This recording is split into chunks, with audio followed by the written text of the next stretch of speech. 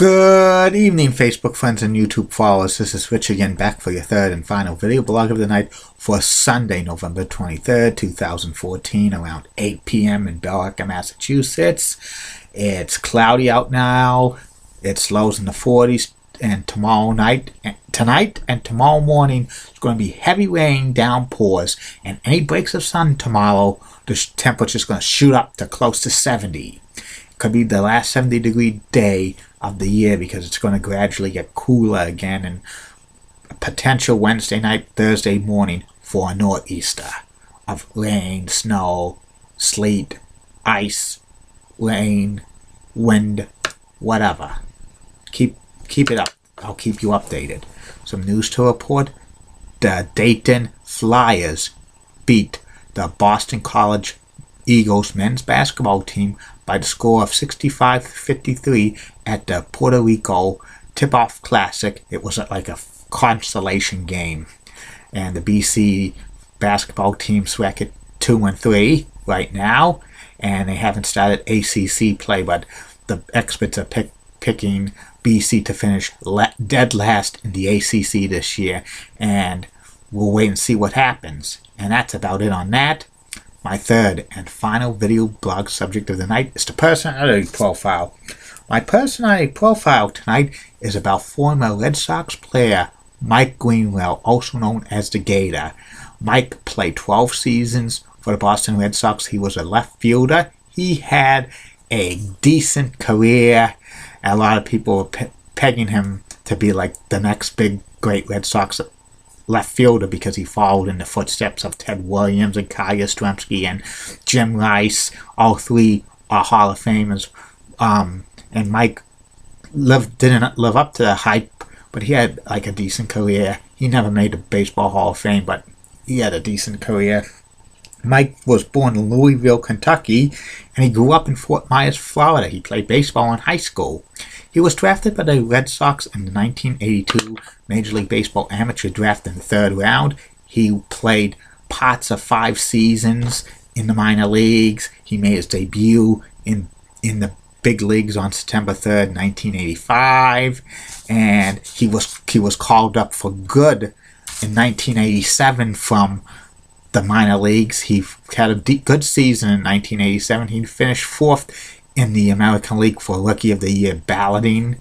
And in 1988, Mike Greenwell had his great season. He had 23 home runs, 119 RBIs, and he finished 2nd in the American League Most Valuable Player voting for MVP. He lost out to Jose Canseco, and Jose Canseco that year used steroids, and it was a petition to get the MVP award away from Jose Canseco when he admitted that years ago in 2005 and gave it to Mike Greenwell, but Mike Greenwell never got that award and stuff like that. And this is when the time a lot of the writers and the experts were saying that Mike Greenwell is going to be a Hall of Famer because he's playing left field for the Red Sox, and he's going to be a Hall of Famer. Many experts were saying that he's going to be the Hall of Fame. He was on a way to a Hall of Fame career and stuff. But he had a decent 1989 season. He made 2 All-Star teams, 1988, 1989, and after that, Mike Greenwell had good stats, but they weren't like stats that would get you on All-Star teams consistently or the Hall of Fame, stuff like that. And he also won the Silver Slugger Award in 1988 and stuff as well. And Mike Greenwell actually ended his Major League Baseball career with the Red Sox in 1996. He left the Red Sox after 12 seasons. The Sox weren't interested in him anymore. He tried to play a season in Japan in 1997, and he spent a few months playing in Japan, but he suffered a hip injury, and he got like a concussion and stuff, and he decided to retire from playing baseball then. His career stats, Mike Greenwell, he had a .303 career average, 120 home runs, 726 RBIs, and 1,400 hits exactly. Decent numbers for a player, but they weren't Hall of Fame career at all. But if you pat over 300 for career average, you're good. You're a good hitter for that. Good hitter if you do that 300 batting over 300 on a consistent basis. You're a very good hitter. And Mike Greenwell made the Red Sox Hall of Fame, but he was on the ballot for 2002 Baseball Hall of Fame, and he only got 2-3 votes, and he didn't get the 5% needed till he got eliminated from that for forever. Mike Greenwell's nicknamed the Gator, and actually he was actually interim hitting coach for the Cincinnati Reds in 2001, because Ken Griffey Sr., who was the hitting coach back then, went on a leave of absence due to fight an undisclosed illness. He also was minor league instructor for the Reds for a while, but he left that. Mike Greenwell also owns an amusement park in Cape Coral, Florida. It's called Mike Greenwell's Bat and Ball and Family Fun Park, and it has batting cages, mini golf, go-karts, little rides for the younger kids and stuff like that, and an arcade and stuff. He's owned that since 1992, and it's a fun place to go if you're in that area. To the family fun park, you could go there. It's great. It's a good way to spend an afternoon and stuff.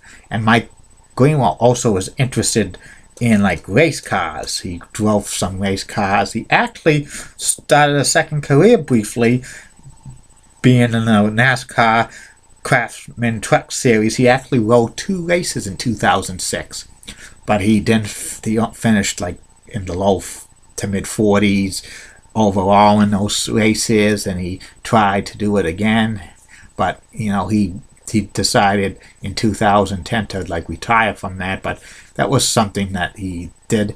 He races cars on strictly a hobby basis and stuff and that, and he tried a second career, and it didn't work out for that. But those things happen and stuff like that. And Mike Greenwell wore number 39 for the Boston Red Sox, but that number's never going to be retired by the Red Sox in his name. There's been several players who wore number 39 since then and stuff like that. I think Mike Greenwell had a great career with the Boston Red Sox. He wasn't Ted Williams or Kyle Yastrzemski or Jim Rice, but he was a solid Major League Baseball player. A team would have loved to have him and stuff like that. It's always a good player to have on a fantasy team or a rotisserie team. And that's about it on Mike Greenwell. I'll be back later on Facebook friends and YouTube followers tomorrow with 3 more video blogs. Actually 4, because this is going to be a special one. Tomorrow I'll talk about the top 10 pitchers in Atlanta Braves, Milwaukee Braves, and Boston Braves history. And then I'm going to do a 2-parter on Starcade, the super card, because 31 years ago tomorrow was the first ever Starcade in Greensboro, North Carolina. I'm going to tell you the story about Starcade from 1983 through 1989, which is the NWA years, and from 1990 through 2000, the WCW years. Tell you about some stories about that and this and that, and how all the cards stacked up for Starcade. I'm not going to run down the whole entire card for both all 18 Starcades. And then the third and final video blog of the night will be about Jerry Cheevers. Just be one little note about these blogs. Wednesday, there will not be a morning blog because because work schedule, I'm going to have to be in very early on my work on Wednesday. So there will be no morning video blog and stuff like that. I'm going to move up the Week 13 NFL predictions to Tuesday. So there might be only two video blogs on Wednesday. That's a heads up, you Facebook friends and YouTube followers. And good night, Facebook friends and YouTube followers. See you tomorrow. Bye now.